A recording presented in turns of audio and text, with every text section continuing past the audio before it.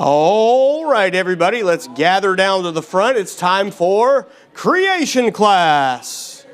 Welcome to the Revival Baptist Church creation class, where we learn about God's creation and glorify Him because of the wonders that we see. All right, everybody, I hope you remembered to memorize your memory verse, Leviticus 11:30, and the ferret and the chameleon and the lizard and the snail and the mole. That's a pretty simple one. I think everyone should be able to get that one. You really might want to do this one, everybody. This is going to be a good one. All right. If you say your verse, you can choose a prize. We have here the prize box filled with all kind of wonderful goodies, and all the little doodads up here will go. Some of these will be bigger prizes, but memorize your verse, say it to someone, and win a prize. There will be a drawing afterwards for all the big stuff. Next month's memory verse, Proverbs 11:30. The fruit of the righteous is a tree of life, and he that winneth souls is wise. If you want to be wise, start winning souls. All right, lesson number 35. Is everybody ready? Oh, yeah. Can you guess what it's going to be on? You're exactly right. Reptiles. How many of you guys know what a reptile is? Oh, yeah. So, reptiles in the Bible. The Bible mentions specific reptiles 107 times from beginning to end. The reptiles that are mentioned include serpents, lizard, chameleon, dragons, asps, adders, vipers, and tortoise. Anybody know what a tortoise is? What's a tortoise? A tortoise is a tortoise. Wow, that's exactly right. Whoo, it's like a turtle without the water. All right. What is a reptile exactly? Well, reptiles are defined in the class Reptilia and are a diverse group of vertebrate animals that encompass snakes, lizards, crocodiles, turtles, and tortoises. They are characterized by their air-breathing nature and cold-blooded physiology and scaly bodies devoid of hair or feathers. A notable trait of reptiles is their tendency to lay soft-shelled eggs on land, although certain squamates, like lizards, snakes, and worm lizards, exhibit viviparity, giving birth to live young with internal fertilization, amniotic development, and epidermal scales providing bodily coverage. Reptiles live in various habitats and play vital roles in the Earth's ecosystems. So reptiles are all over the place. They're everywhere. They've got scales. They've got spinal cords. And they're wonderful little creatures God created. Now, there are more than 10,700 extant species of reptiles recorded in the reptile database, making reptiles one of the most diverse types of vertebrates in the world. Compared to the other species, only birds and fish have more types of species than reptiles. So reptiles are everywhere. There's many different types of reptiles. Look at that cute little feller, huh? The Virgin Islands dwarf gecko is the smallest reptile in the world. Yes, your eyes are not deceiving you. That is a thumbnail of a thumbnail with a little lizard on it. The Virgin Islands dwarf gecko, Spherodactylus parthenopean, is the smallest known reptile and lizard species. This species grows to a mass of just 14 grams. That's the same weight as an empty can of Coke. You've ever felt an empty can of Coke? That's the same weight of that little tiny guy right there. All right, how many of you guys know what this is? No, you're wrong. It's a crocodile. You know the difference between an alligator and a crocodile? The alligator, his nose comes out, his snout's more rounded and broad, whereas a crocodile has a more pointed snout. All right. Crocodiles are the largest reptiles in the world. Lolong, which is pictured here, was the largest crocodile ever measured. He was 20 feet 3 inches long and weighed an astounding 2,370 pounds. Lolong was an Indo-Pacific or saltwater crocodile. So I'll give you an idea of 20 feet. 20 feet would be from that wall to about here. How many of you would like to play with that little feller?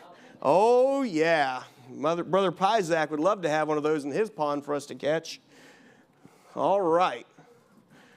Look at that. Wow.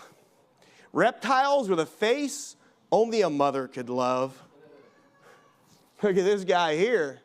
This is called a gharial, the fish eater. They have a long, slender snout in the crocodilian family, and because of their long, slender snout and 120 teeth in their jaw, they can actually catch fish very proficiently underwater. How about him?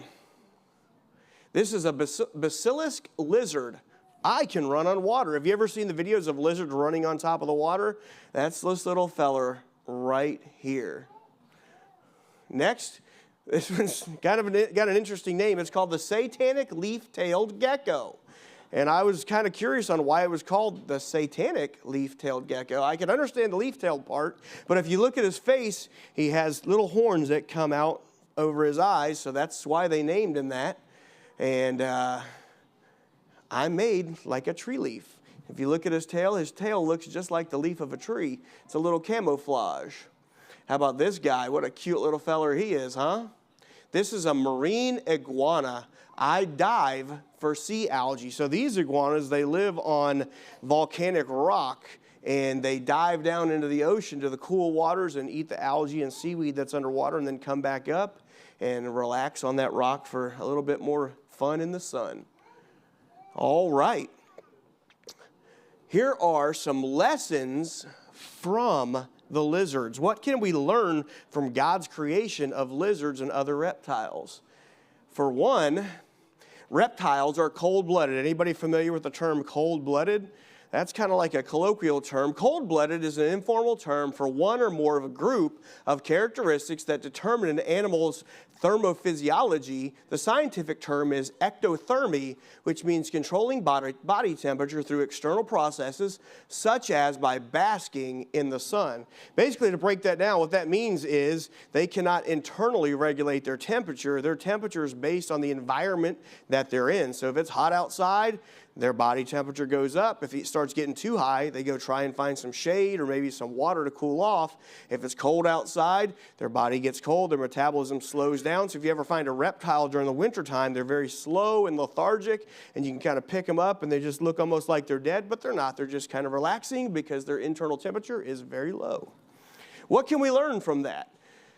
Well, Ephesians 4:14 says that we henceforth be no more children tossed to and fro and carried about with every wind of doctrine by the sleight of men and cunning craftiness whereby they lie in wait to deceive. You know, just like that lizard, it's carried about with whatever the temperature is outside. It has no determination of itself on how it can regulate its own body temperature. It's subject to the elements. The Bible tells us not to be tossed to and fro. Just because we're around a bunch of liberal people or we're in a wicked world doesn't mean we should be like them. We should have that light burning within us that regulates our temperature spiritually. All right.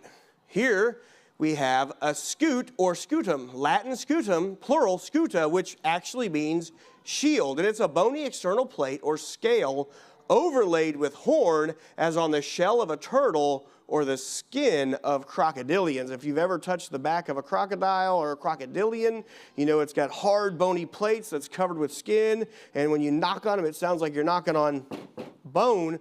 That's because you actually are. There's little bones inside there. What can we learn from that? Well, the Bible tells us in Ephesians 6:16, above all, taking the shield of faith, wherewith ye shall be able to quench all the fiery darts of the wicked. So there's a built-in armor that these crocodilians have, and if you ever try and pierce through that, it's super hard. It's almost impossible. It takes a very sharp implement to do it. But the Bible tells us that we're supposed to have the shield of faith, but that armor isn't sometimes ever pierced, because if you have the true armor of faith, the Bible says, ye shall be able to quench all the fiery darts of the wicked. Not one fiery dart can get through that shield that you have. All right. Anybody recognize that guy?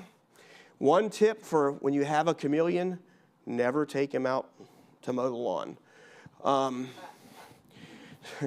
So the chameleon is among the most highly visually oriented lizards. Using this sense in prey capture, mating behavior, and predator avoidance, Unique features of chameleon vision include a negative lens, a positive cornea, and monocular focusing. The chameleon's vision system aids in prey capture and/or in predator avoidance. The angle or amplitude of eye movement in chameleons is very large for a vertebrate, and the eyes move independently of each other. This allows a chameleon to watch an approaching object while simultaneously scanning the rest of its environment.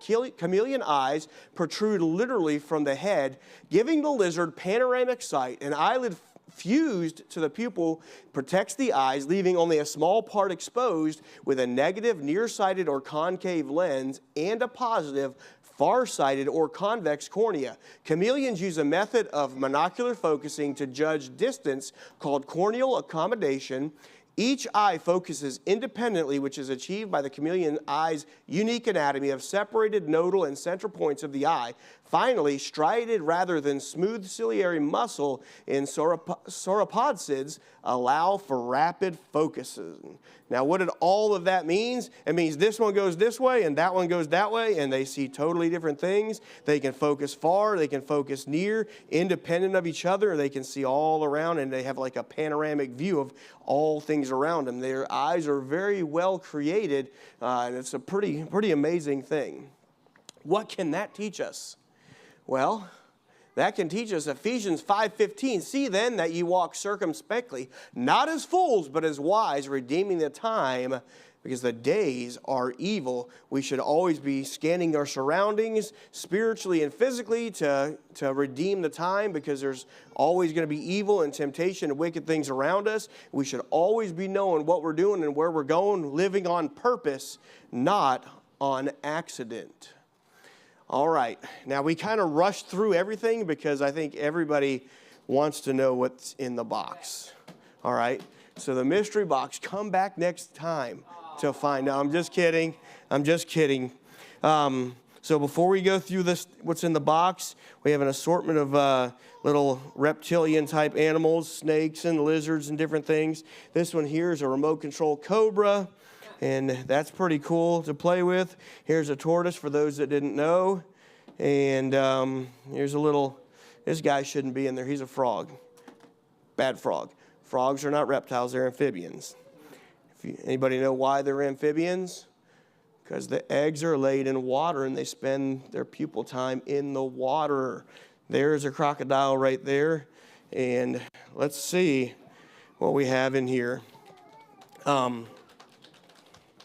Now this, let's hope we still have something in here actually. I haven't opened this box since leaving the house, so.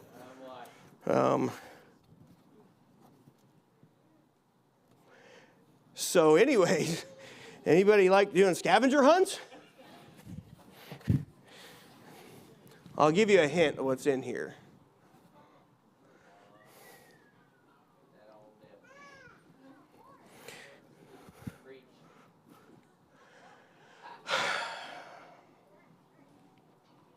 Ladies. Seriously? All right, let's see. What do we have?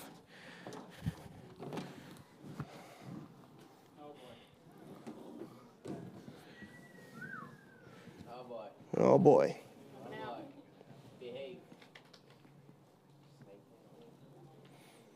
We just changed the kind of church we're in right now.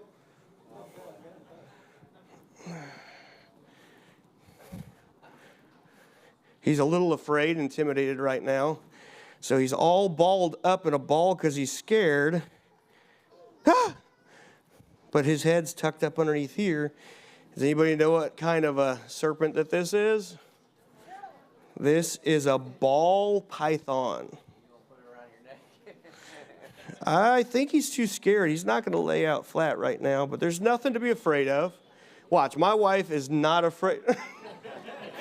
See?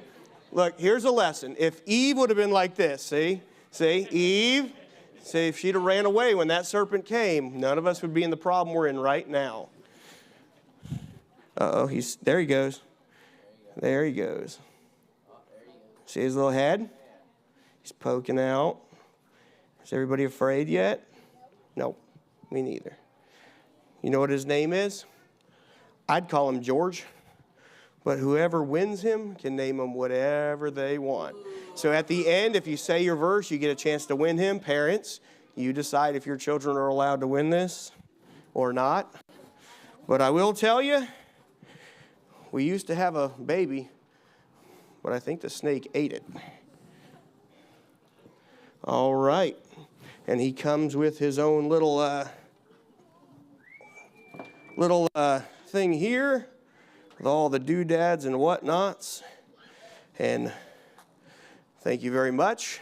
God bless.